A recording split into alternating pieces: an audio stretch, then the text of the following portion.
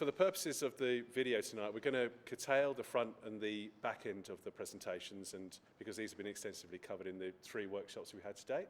So we've had workshops already on environment and heritage, on residential and on rural matters, and all of those are available online. The overall approach, and we focus this evening in on the core elements, so the actual zoning and land use, the development controls, the strategic tourism and recreation studies, and the employment land study. So we'll be focusing on the background and the zoning that we've arrived at. I should say from the outset, actually, as a point of order, that Council acknowledges we're meeting tonight on the traditional lands of the Darug and Gundungurra people, and we pay our respects to their elders past and present. In terms of the background, again, just really briefly, this is an information session.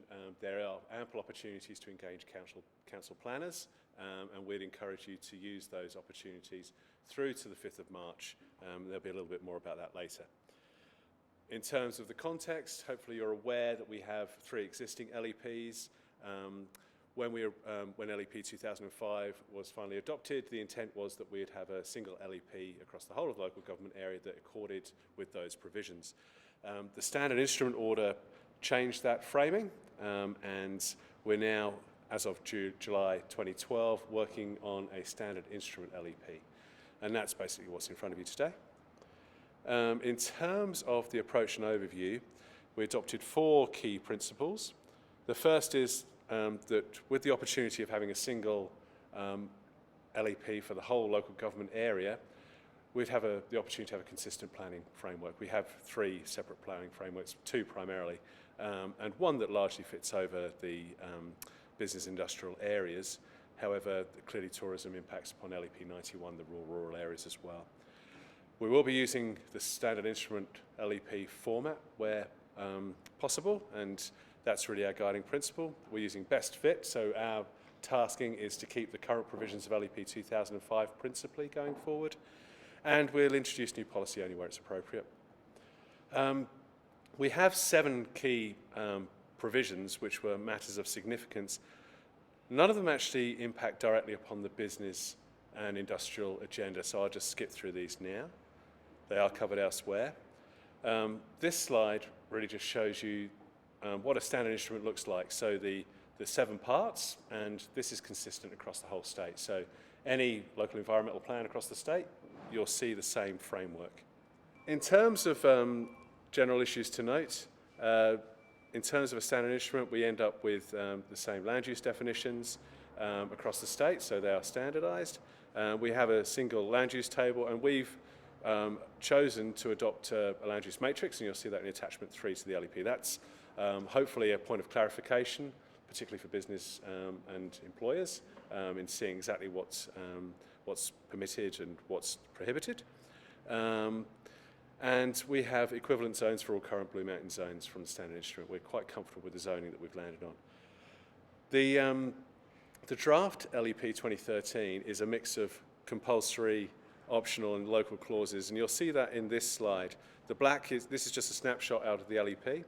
The black text is mandated, and we can't amend that. So when you're looking at your copy, you can see that this is stuff that we can't edit. The red is settled clauses that have been settled elsewhere across the state, and we're adopting to utilise those. Comments on those are welcome. And the green is our local provisions. So again, more comment on those, and those are things we can actively consider. This table just shows the zonal equivalents. Within LEP 91, we had 12 zones. LEP 5, we had 14 zones. The standard instrument provides 35 to choose from. We're opting to use 17, and 1 extra, which is a residential zone, really, which accords to the character of the local government area and really fits our existing residential provisions. So we're trying to carry that provision across, and we're seeking support for that in our lobbying of the department. I'll move over to Michelle now, who will take you through the business and industrial zones and land uses.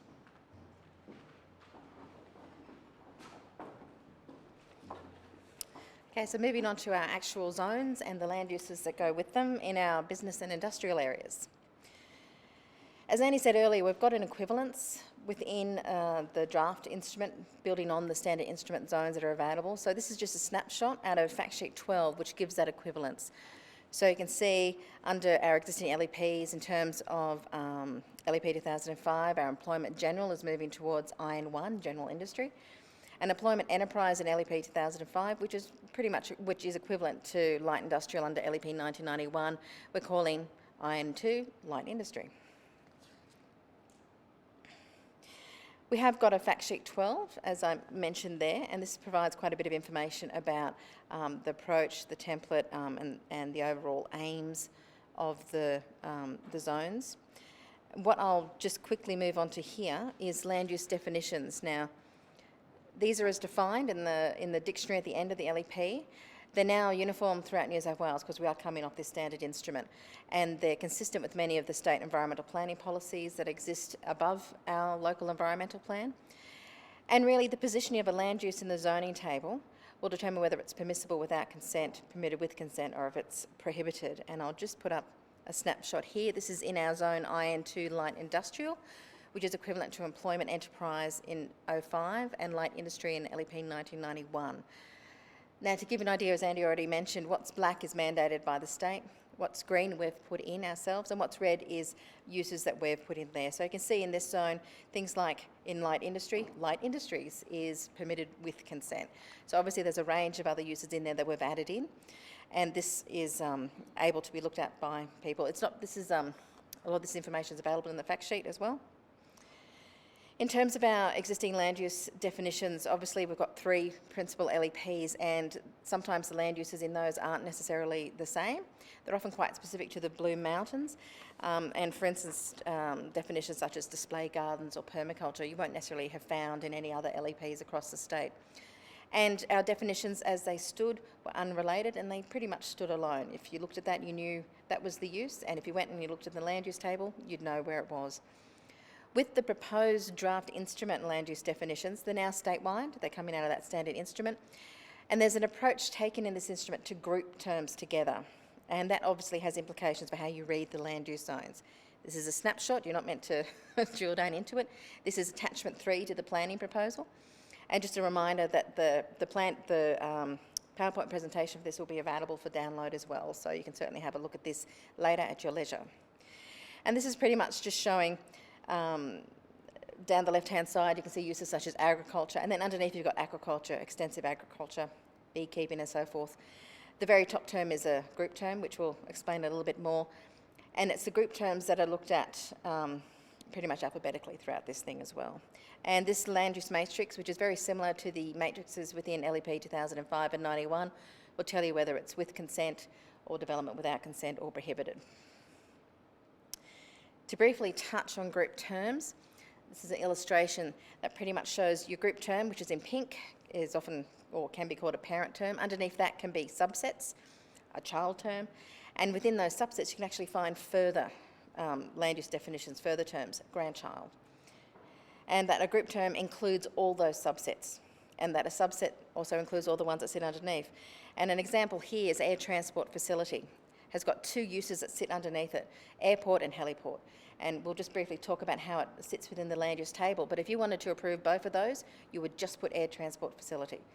But if you went looking for an airport, you'd be going, perhaps where is it? This is why it's important to know group terms and where they fit. Now, I've just put up a couple of shots here that should be of interest to people in our business and industrial areas. Tourist and visitor accommodation has a variety of subsets underneath it. Now, as I said, if tourist and visitor accommodation is seen as a use to be permitted with consent in a zone, you'll just see that term, and that picks up all those other uses. But if we wanted to really only, let's say, as an example, approve hotel or motel accommodation, we'd just list that term. None of the other terms would be picked up along with it. We could list perhaps a couple of the others, but you only use the group term if you want everything that sits underneath that to be approved in that position in the land use table. Now, underneath, there are some land use terms that stand alone within the LEP, so it really is a case of getting familiar with your own definitions and realising that you really need to pay attention to how they sit with regards to one another. Now, this is where it gets real fun. This is commercial premises underneath the standard instrument, and I stress this is the standard instrument approach. And I won't go into this in a lot of detail, but you can see there, commercial premises covers a whole range of uses. So if you see commercial premises as an approved use or permitted with consent, then all those uses that sit under that are picked up. And obviously I've zeroed in there on retail premises, which has all those other uses underneath it. And once again, if we were comfortable with all of those uses being approved, you'd have put down retail premises and perhaps not include business or office. So it can be a little bit complex. There is information available to try and explain this a bit further, but really it's a question of just being a bit more familiar. And certainly it's our business and our commercial and our industrial land uses that often have the most complexity in this area. In terms of our land use definitions, we found that when we began to look at moving our instruments across into the standard instrument, that most land uses in our LEPs do have an equivalent land use within the draft instrument. There are some new land uses from the standard instrument that we haven't had in the LGA before, and you know, on the converse, there are some that we currently have which we aren't able to bring forward into the standard instrument. And there are also land uses that people have been used to seeing in our LEPs, but you won't see them there because they're actually controlled underneath other planning legislation such as state environmental planning policy, infrastructure or affordable housing. So once again, there's a few layers of complexity to how these standard instruments are to be read. This is just a snapshot and I won't go into it in a lot of detail. This is at the end of fact sheet 12.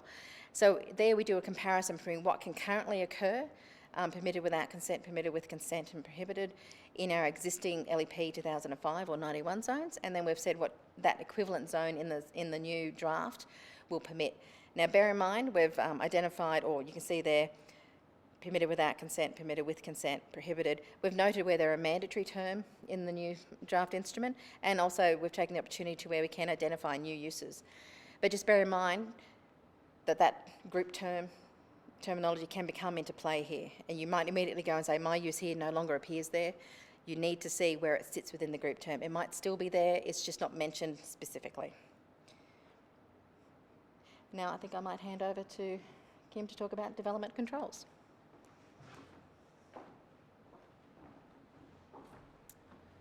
Thanks, Michelle. I'm going to take you through some of the development controls around business and industrial areas. So you've heard about the zones and the land uses from Michelle and basically what's permissible and where. And I'll just go to the next slide. So under LEP 2005, a lot of the other controls, development controls, are in the locality management provisions or in the precinct controls. So currently they sit in Schedule 1 of LEP 2005 and also Schedule 3 for employment lands. Under the draft LEP, it's quite a bit different. So we still have precincts and we still have precinct objectives. They are listed in the LEP, the new LEP, the draft. However, a lot of the controls that sit currently within the schedules or within the precincts are now being moved to the DCP. So, for example, there you can see that the precinct objectives are listed there, and so they are under LEP 2005 and they're also within Part 7 of the draft LEP. With building height, building setback, site coverage and development density, these combine together to form a building envelope, and some of that is retained within the draft LEP within Part 4, but some of it is moving to the DCP. So it has become, I guess, quite a bit more simplified in terms of the controls that are under the LEP. Also in terms of design considerations, such as landscaping, built form and finishes, there is a clause within the draft LEP that deals somewhat with that, but in the main they're also moving to the development control plan. And the same with amenity and safety, and car parking significantly is moving to the DCP as well. So that was a core provision under a lot of the precincts, or all of the precincts had a provision around car parking, and also there's a clause under LEP 2005, clause 99, that deals with parking. That's now moving to the DCP. And then there's something listed as other there. There were precincts that had a number of site-specific controls, I suppose you could say, or area-specific, that were very particular to, we may have identified particular setback to a street, or a requirement around a setback to a public space area or pedestrian access, things like that. That's also moved to the DCP, those provisions. So there is, I guess, more flexibility in terms of the way development controls are organised, and it has simplified the process. So that's an example there. I'm going to go into floor space ratio and building height in more detail, but that's an example, I guess, of how the provisions work together. So in the building envelope box that you can see there, there's obviously the setbacks and then building height, and then the site coverage, which is taken up somewhat with floor space ratio. And in the diagram on the right-hand side there, you can see that that's, I guess, a simplified version of the way floor space ratio works. So it deals with gross floor area, and it can either be spread across the site, or, as you can see on the far right there, if you have 2 stories, then the spread across the site is less, but it increases the height and then increases the floor space ratio. But I'll go into that in a bit more detail. So in terms of the height of buildings, that is in the draft LEP. And there are a couple of differences in the definition of height of buildings compared to the current LEP. One of those is that the current height provision has a height at eaves. That's no longer within the standard instrument. So that provides some flexibility to building form, and there is no longer a requirement to have a particular height at eaves and then an overall height. That's been removed. Similarly, the way that the height of buildings is calculated, currently under 2005, the measurement is taken from the finished ground level, and under the draft LEP, under the standard instrument definition, it's taken from existing ground level. So that once again provides a little bit more flexibility in terms of height calculation and also the provision generally. Height of buildings is addressed in detail in fact sheet 23 there, which you can get at the back of the room, and you can also get it online. That goes through how heights are calculated, why the provision exists. So it's quite good to get more information there if you were interested in that. That's just a close-up snapshot of what's on the fact sheet, and that looks at how height is calculated, and particularly in relation to sloping sites at figure 2 there at the bottom of the page. The other part about the standard instrument is that the provisions are mapped. So this is how, convention-wise, all of the maps appear, and that is a standard that's prescribed by the department. So there's a legend at the left-hand side there, and that lists all of the building heights, and they're also have either a letter next to them and then also the height limit there. So if you go anywhere in the state, those colours are the same. So the bright blue there is 5.5 metres, or for example, M, I'm not sure if you can see the letter there, but one of those yellow colours is 12 metres, and that exists the same across the state. So we have to map all of the building heights, and the clause within the LEP refers to this map. So if you're looking for the height limit on a particular lot, you would go to the map to find that. That's a better version there. That's the close-up there of the legend, so you can see the height limits there, the letter next to them, and they're coloured accordingly on the map.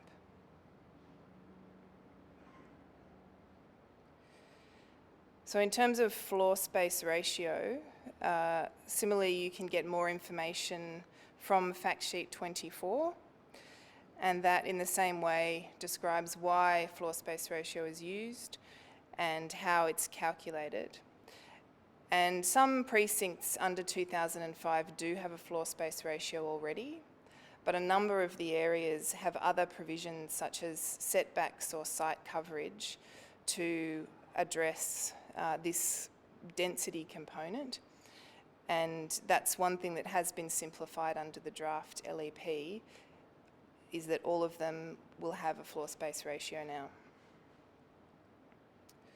So that's just a close-up version, as I referred to before, about the way that floor space ratio is calculated. So you can see across the top there, I'm not sure if you can read it from where you are, but if you had a single-storey building and you had a land area of 500 square metres and a single floor that was 250, so half the area of the site, then you'd have a floor space ratio of 0.5 to 1. So it's a relatively simple mathematical calculation.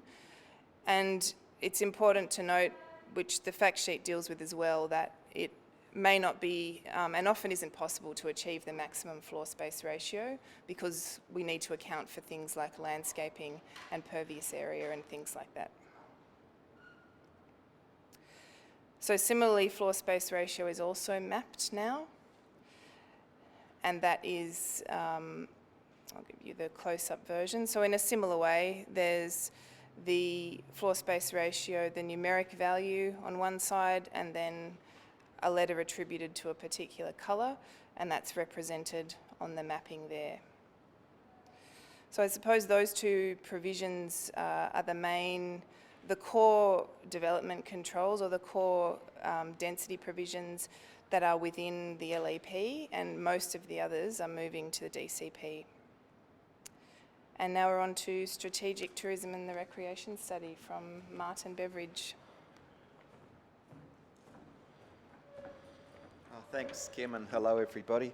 I'm just going to talk about two of the background studies that were done for the draft LEP. The first one is this Strategic Tourism and Recreational Study.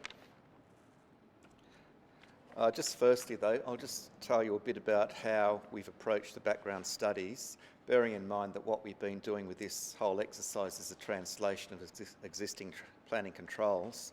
We haven't adopted all recommendations in these studies. Where a recommendation supports Council's existing planning policy, that's been included in the new LEP. Where there's been a significant policy change, we've deferred that, and we'll give that a more detailed review when we do the new local land use plan that's going to be required when the new planning legislation commences. And some of the recommendations may very well fall outside the ambit of town planning or planning controls, and we'll try and pick them up at an appropriate stage and refer them on to other parts of council that might be required to deal with them. So the Strategic Tourism and Recreational Study was done by a team of consultants, the Stafford Group, who's quite well known within the tourism industry, and Abigail Goldberg, who did the town planning component. Firstly, it looked at supply and demand for tourism in the Blue Mountains, and it did find there was a lot of demand. It contributes something like $400 million to the local economy. Something like 13% of local employment is within the tourism industry. Echo Point's the most visited landmark in Australia, something like 2 million visitors per year, so it's quite important to the local economy. I did note that there's a number of challenges to I guess, tap into that growth for council. Most of the tourism visitation is focused on day trips.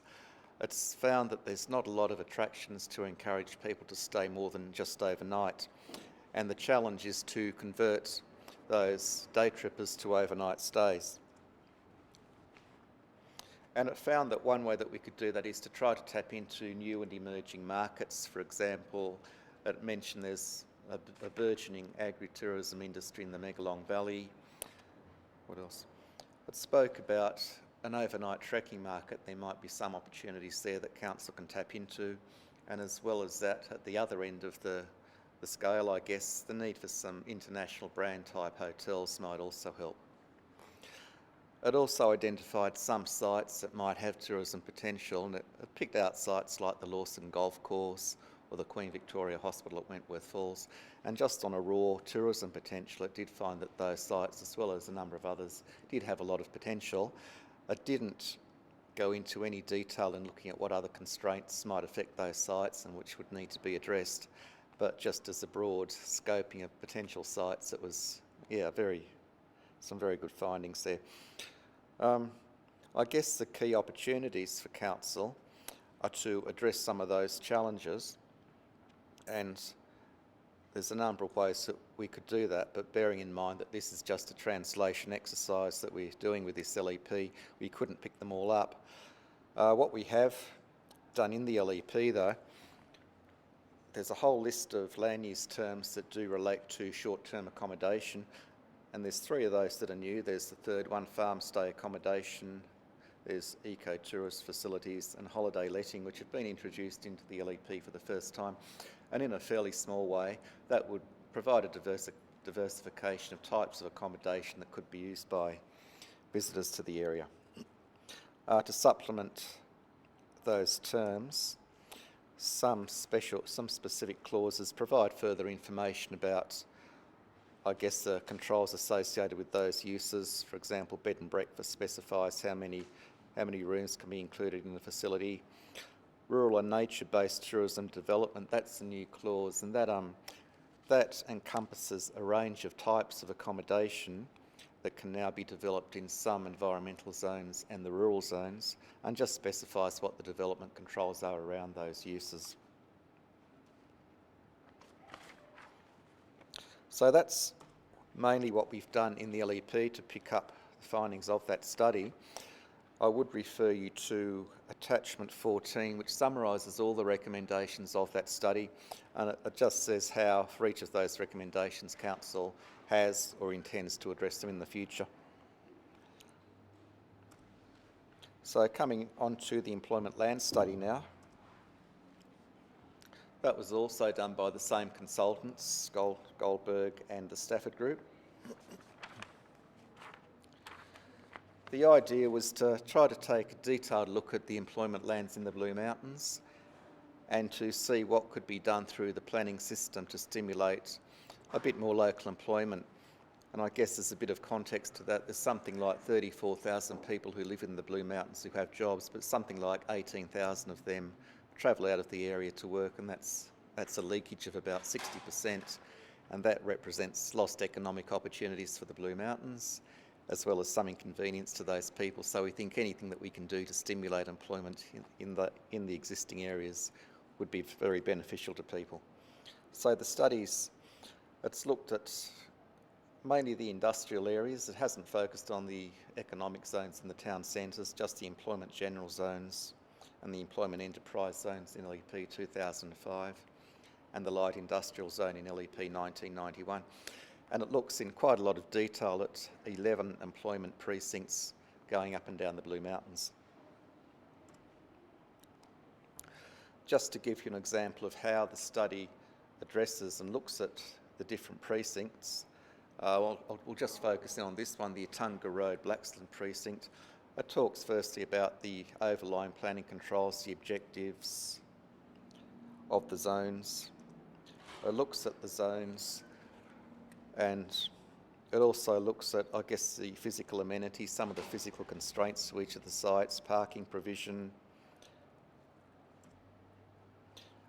It does a very detailed subdivision analysis looking at lot sizes, adjoining land uses, occupancy rates, things like that. So it's quite a detailed investigation. You've got photos that show the range of uses and what condition they're in. So I don't think we've ever had a study that's taken such a detailed look at these types of land uses, so we're quite pleased with the study. Again, it's just showing the subdivision pattern and that sort of information. So having done that, it then for each precinct looks at the strengths, weaknesses, opportunities and threats, and it looks at locational features, proximity to Sydney, which can be a strength and a weakness, looks at the impact of adjoining land uses, and for example finds that the possible odour from the adjoining tip might impact badly on that particular precinct. So having done that analysis, it then decides what might be the most appropriate future, I guess, position for that particular precinct, and it ranks each of the precincts according to 4 different types. This one's called Enhance. There's another one called Optimise, and Optimise basically means that it can become a lot more active and has more employment potential. This one, Enhance, It's basically focusing on organic growth, in other words, just to cater for local demand. One interesting point is that in making a recommendation for that type of precinct, it does make recommendations for planning controls, and some of these have been incorporated into the LEP. For example, it talks about a maximum height of 10 metres in this precinct, and that's an increase in what the planning controls currently allow. It talks about an FSR of 1:1, and presently the FSR is 0.5:1, so that's quite a significant increase. It talks about changes to the setbacks as well.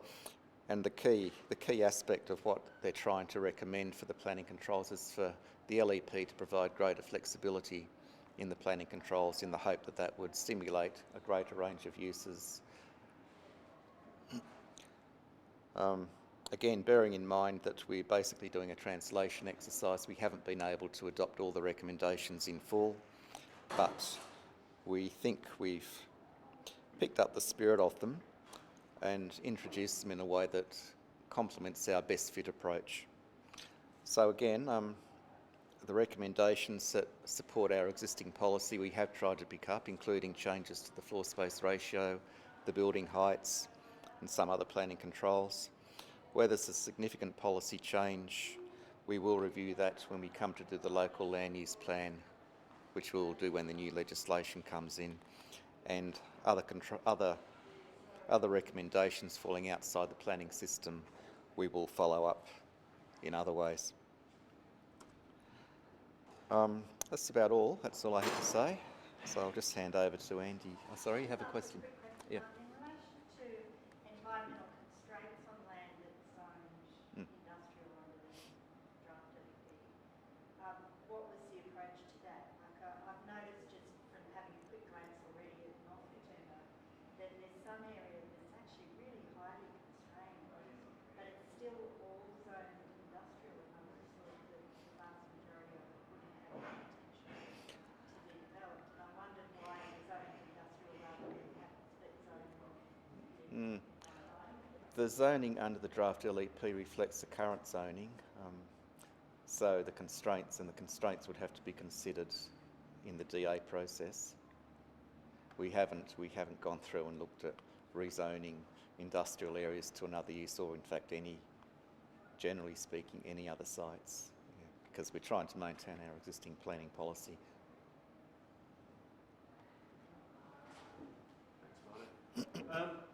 And look, as Martin said, the background studies and all of the information is available, so you can see the full context of the background studies and where they're recommending, and then how we've taken those forward are clearly set out in some of the other attachments. So please see where we've done that and how we've done that. Clearly the environmental constraints will be acknowledged, but actually in terms of the zoning, they're not mapped because we are continuing with our existing arrangements. So that's really just to clarify that point. Just in terms of timings, as I said at the outset, we were working on a conversion process on the basis of LEP 05. July 12, we received an instruction that said we've got to work on a standard instrument-based LEP, and it was very clear that if we didn't, other things could well occur to our planning powers. And as a result, Council resolved that we would seek to engage the standard instrument process. So that's been quite a quick process to date. Council adopted a standard instrument-based LEP for the purposes of public exhibition in September. We received gateway determination on the 1st of November.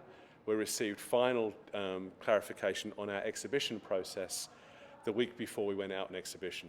So at that time, we secured a 3-month exhibition process. So what we're doing now is very much a kickstart. We know the timing's not great, but it's about getting the information out there. There is time post-Christmas, and if people want particular briefings, then we're quite happy to provide those subject to diaries and calendars. We can come out into different environments, but we have got quite a concerted and concentrated effort on the communication that's in place already. So in terms of community engagement, sorry, I'll go back there. In terms of exhibition locations, first up, all of the information that's at the back of the room, so that the actual planning proposal, mapping and the like, is in 3 libraries. So it's in Katoomba Library, Springwood Library and Blackstone Library. There are copies for loan at those locations on a 3-day loan as well, if people would like that. In terms of the notification postcard, this went out as soon as we had notification that we had till the 5th of March. We know it didn't arrive with some people until later last week. The first ones were arriving the week before, and we got it distributed through Australia Post as soon as we could, but hopefully that's given people a route into the process. In terms of the website, it's growing. All of the information is on the web. As Michelle said earlier, each of these sessions are being videoed, so the 4 information sessions will hopefully be up online very early next week. I think the 3 to date are getting close there, so that information is there, and all the presentation material is there also. Where we have questions from evenings like this or from members of the public coming into our drop-in centre that we think are valuable for others to know where we're landing, and the advice we're giving, we're putting a Q&A and we're populating the bottom of that as well. So there's a mine of information there. Numerous fact sheets, 31 of them in total. Clearly some are focused on the business and industrial area and on then development control. So perhaps for the purposes of the target group tonight, there are some particular ones that we'd encourage people to look at. This is the 4th of these, so we won't be doing any more of these type sessions, but as I said before, we are willing to come out probably from back end of January, early February if we need to supplement what we've done to date. And if there are particular questions from target groups or briefings required, then we're very happy to do that, particularly if we can get some questions up front. Yeah, so if we can get some decent questions that people ask and we can go in informed to provide the best possible advice. What I would say, you'll see at the back, the information or the actual draft LEP is huge. You break your arms with it, it's yay big. The mapping is a thing of itself. We've managed to get it all on one LEP, USB, one USB, which contains all of the information. We've got copies here tonight if people would like to buy a copy. That also contains all the background studies. So if you haven't got all the relevant background studies already, you'll see those on there, and the attachments and the fact sheets. So not the fact sheets. Sorry, got that wrong. But the fact sheets are at the back of the room anyways for your information. In terms of any particulars you may have, we have a drop-in facility at present, running 9 till 2 in the Katoomba headquarters. Again, we'll be organising some venues for planners to be at in the new year, so we'll be looking at venues up and down the mountains for occasional drop-in sessions. These sessions aren't intended to be about site-specific questions, they're intended to be generic. This is where we've landed, these are the background studies and how we've taken those core provisions forward. And if people have questions, particularly that they can't get to see a planner directly in the interim, we've got an inquiries DLEP dedicated link there. Questions come through. We also have 2 dedicated phone lines, which if you don't get the first planner, it boots around the office until someone picks it up and answers your question. So we think we're doing a good job in terms of accessibility. The key element, however, is making a submission. That's the bit that Council has to consider, and is the bit that is considered alongside our finalisation of the LEP back to the department. So the submissions process is clearly articulated on the website. There's a standardised format. However, we'll take it in any written format you care to deposit at Council or the counter in Springwood or by post. So lots of ways to make your comments or inquire in order to have your voice acknowledged and then heard by Council through possibly April, May, June time, and to be considered formally, you need to make a formal submission, and that is the process. Okay, thank you very much. We've got a few planners in the room. If people have got particular questions, we're going to hang around and we can probably do those less formally now, if that's okay, and we'll just close the presentation down.